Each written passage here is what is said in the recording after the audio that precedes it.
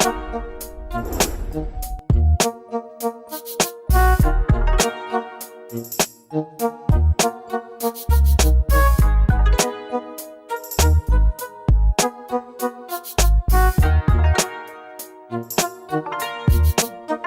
your days get lonely,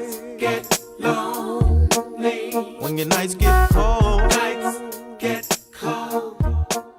when the rain starts pouring. Hi, this is Anthony Wright. I want to say thank you for visiting the network, and don't forget to like us on YouTube, Instagram, and Facebook. And remember, we're all about simplifying the difficult.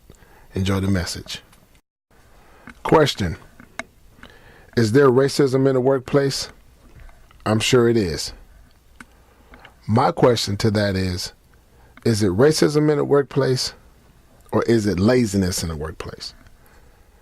With the generation coming up today, a lot of times they are not familiar or they're not privy to even use the word racism in the workplace because they haven't earned the right to even talk about it or even put it in a sentence comparing to their work ethic.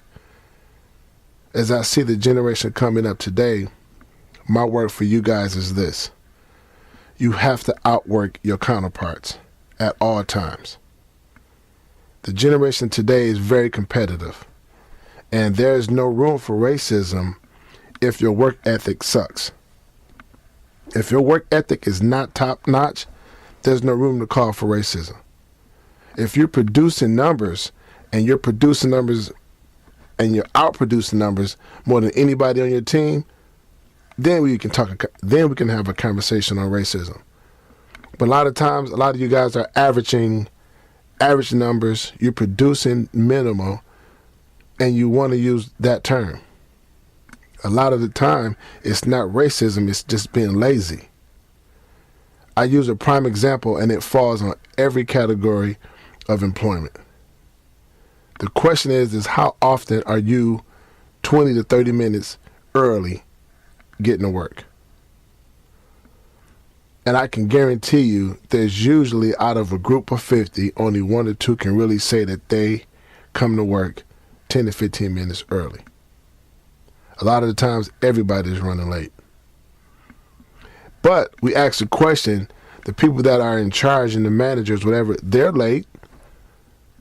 They get to be managers and they're late. They're never on time. And this is where we miss it. Because if the pool is all the same, and if everybody's being late, then of course a manager is going to be late. Because that's only the pool that they got to choose out of. But if you separate yourself from that, and you're producing whatever it is that you're working in or whatever field that you're working in, if you outwork the pool, you'll get the advancement. If you outwork the pool, you'll stand out among your peers. And racism won't even have to play a part into it. When I was coming up, there was a ton of racism. There was 80% of the jobs that I've worked in construction as an electrician, I was the only black man on that job site. And I'm not just talking just electrical. I'm talking about plumbing, carpentry, pipe fitters, HVAC, electrical. The only black dude. But the problem was, what people were missing it, is that I was outworking everybody. That was one of my mottos, that nobody on my crew was going to outwork me. And that's the attitude that people of this generation have to understand. This is a very competitive market force or workforce. And you have to outwork everybody that's around you.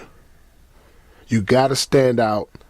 You got to look different from the pool that you're working in. If you're producing the same numbers as your counterparts, you're not going to get ahead.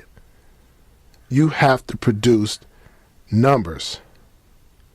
And a lot of times where I look at and I go and mentor these young guys, the problem is they hanging around the people who are not achievers. They're complainers. So in order for you to get past what some people call racism, is really just being lazy, is that you have to stand out. That means you may not be able to go to lunch with every person in your team or on your team so that you can be liked. When you're outperforming and when you're standing outside the pool and when you have to be different, people aren't going to like you. And that's just normal. When you're achieving to another level, your counterparts are going to see you different because you're not doing the same thing that they are doing. You're changing. And for them to turn negative, that's common. I faced it all the time.